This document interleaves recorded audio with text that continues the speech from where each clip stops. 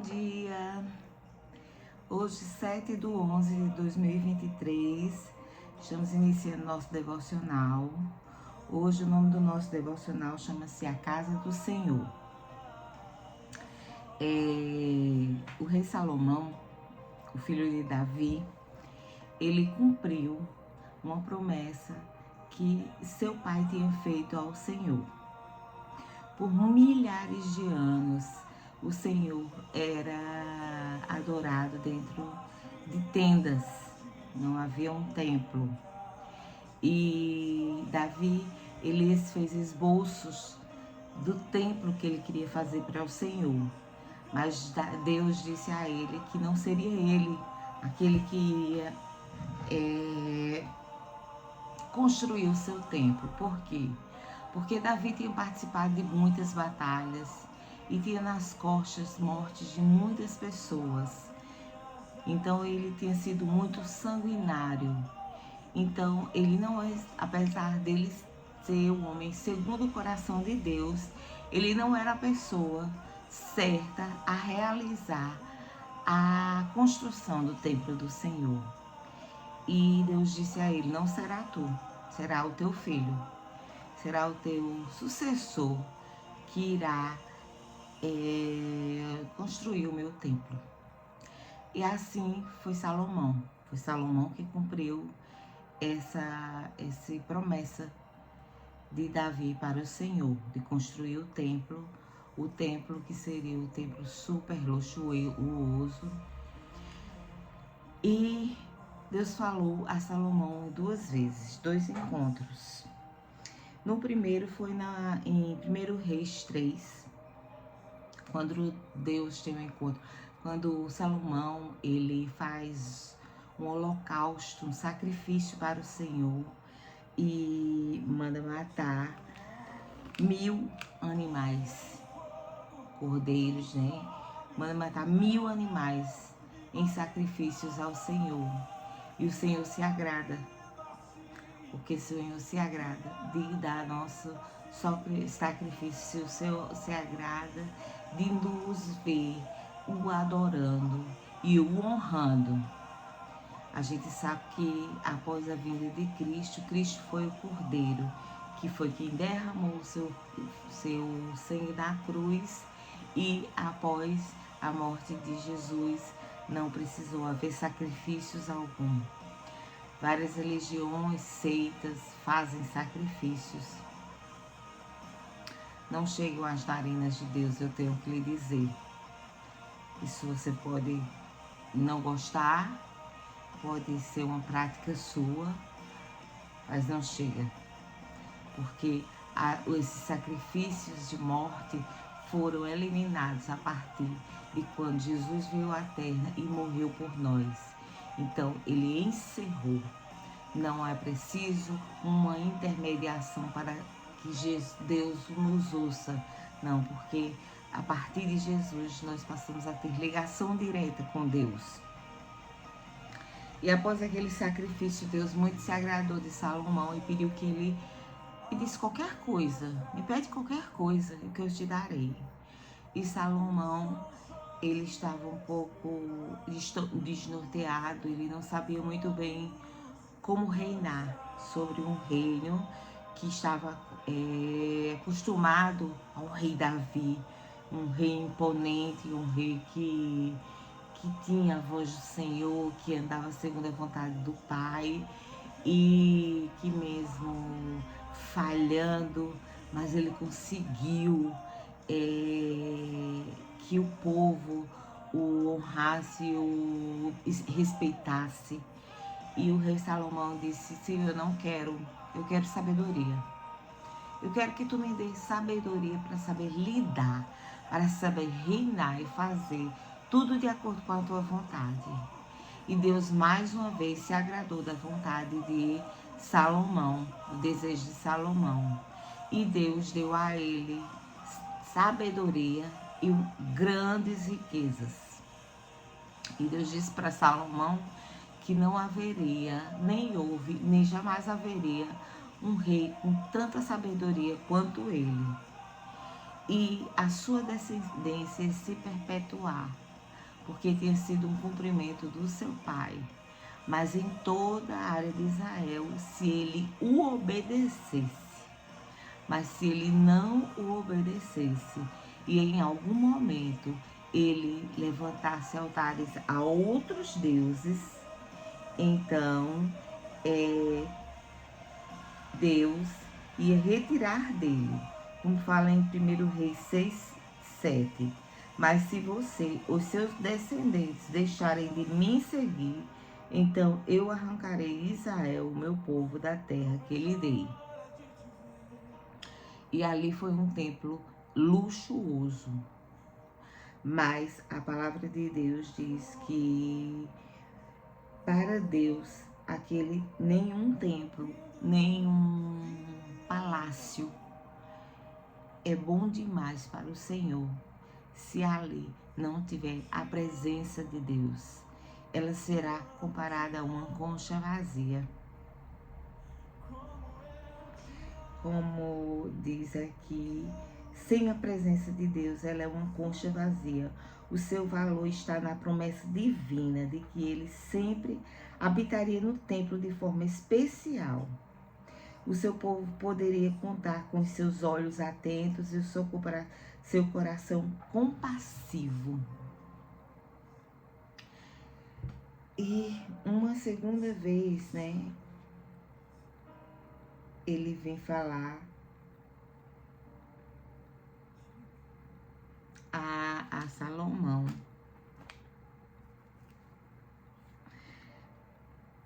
O Senhor lhe disse: ouvi a tua oração e a tua súplica, que suplicando fizeste perante mim. Santifiquei a casa que edificaste, a fim de pôr ali o meu nome para sempre. E os meus olhos e o meu coração estarão ali todos os dias. Se tu andares perante mim, como andou Davi teu pai, com a inteireza de coração e com a sinceridade, para fazeres segundo tudo o que te mandei, e guardares os meus estatutos e os meus juízos. Então confirmarei o trono do teu reino sobre Israel para sempre, como falei acerca de Davi teu pai, dizendo: não te faltará varão sobre o trono de Israel. Porém, se vós e vossos filhos de qualquer maneira vos apartardes de mim, e não guardastes os meus mandamentos e os meus estatutos, que vos tenho proposto mais fortes, e servirdes a outros deuses, e vos curvardes perante eles, então destruirei Israel da terra que lhe dei, e a esta casa que santifiquei meu nome, lançarei longe da minha presença. Israel será por ditado e motejo entre todos os povos, e desta casa que é tão exaltada, todo aquele que por ela passar pasmará e assobiará e dirá: por que fez o Senhor assim a esta terra e a esta casa? E dirão: porque deixaram ao Senhor seu Deus, que tirou da terra do Egito seus pais, e se apegaram a deuses alheios, e se curvaram perante eles e os serviram. Por isso trouxe o Senhor sobre eles todo esse mal. Isso se deu a fim de 20 anos que Salomão edificara as duas casas, a casa do Senhor e a casa do rei. Amém? E o que a gente viu acontecer? Salomão começou muito bem. Salomão reinou de maneira sábia, com atitudes sábias. Só que Salomão começou a realizar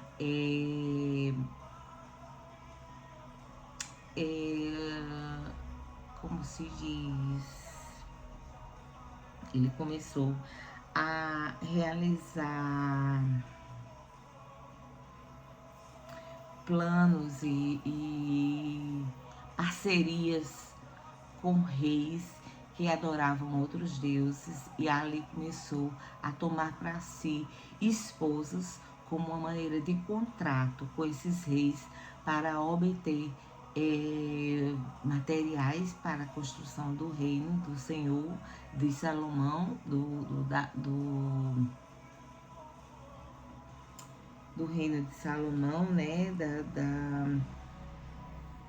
do palácio, e também para que